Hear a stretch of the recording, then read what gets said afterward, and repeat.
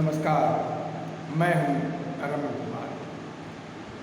देश के सदन के भीतर एक विधेयक नारी शक्ति वंदन यानी महिलाओं को सदन में कुछ और अधिक सीटें आवंटित करने को लेकर एक दिन का विशेष अधिवेशन चला और उसमें यह तर्क दिया गया कि आधी आबादी को न्याय दिलाने के प्रति यह सद प्रयास किया जा रहा है।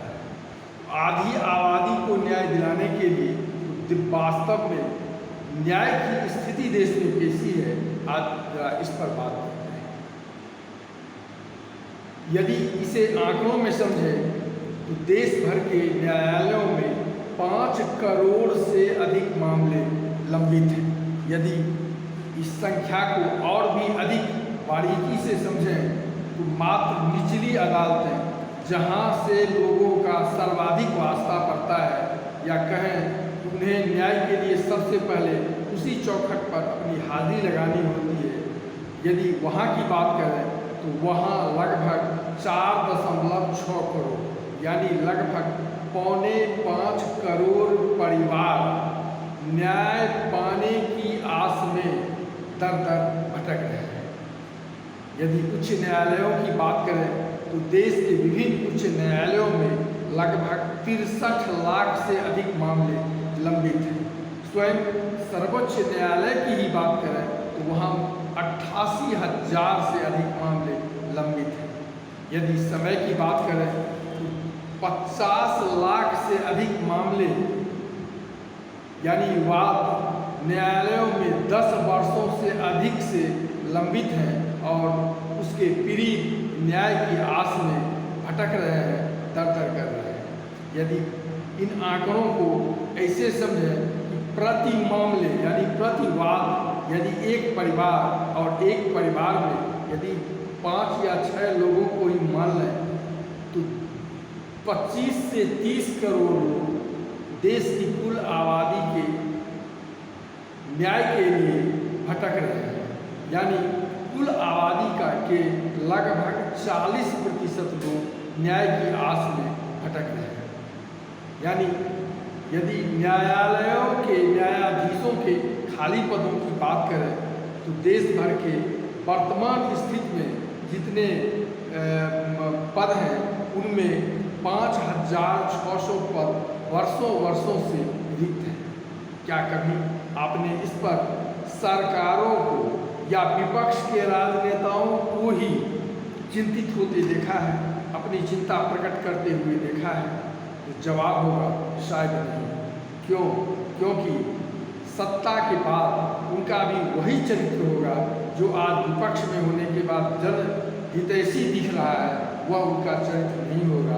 वहाँ भी वह चाहेंगे कि देश का एक बड़ा तबका न्याय की आस में भटकता रहे ताकि उनके शान और शौकत में कोई कमी नहीं आ जाए, लोग अपने ही दुख धंधे में अपने न्याय की आस में भटकते हैं।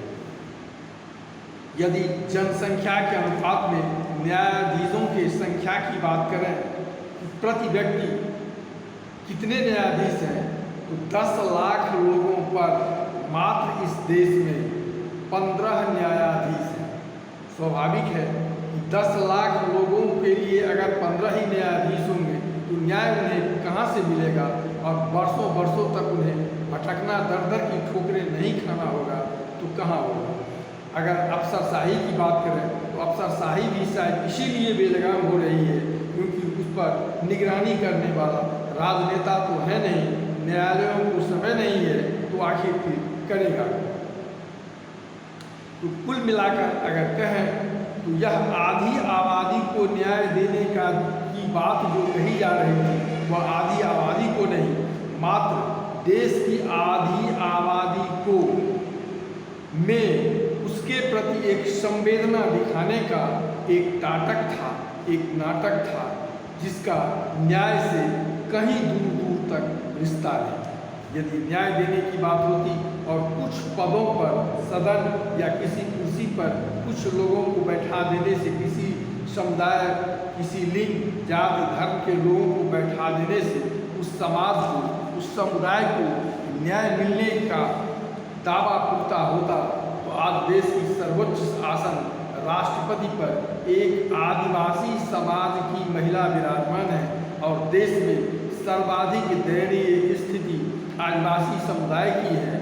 विभिन्न मध्य प्रदेश, छत्तीसगढ़, बिहार, झारखंड में आदिवासी समुदाय सड़कों पर अपनी जमीन, जड़ और जंगल को बचाने के लिए लड़ रहे हैं और न्याय की बात कहाँ से उन्हें मिलेगी, जबकि तो यदि न तो महिला को ही मिल पा रहा है, न वो जिस समुदाय से आती है उस समाज को, तो आखिर यह क्या था? सोचिएगा जरूर। चैनल अच्छा लगे तो उसे सब्सक्राइब, लाइक और अपनी प्रतिक्रिया देंगे। धन्यवाद, नमस्कार, मिलते हैं।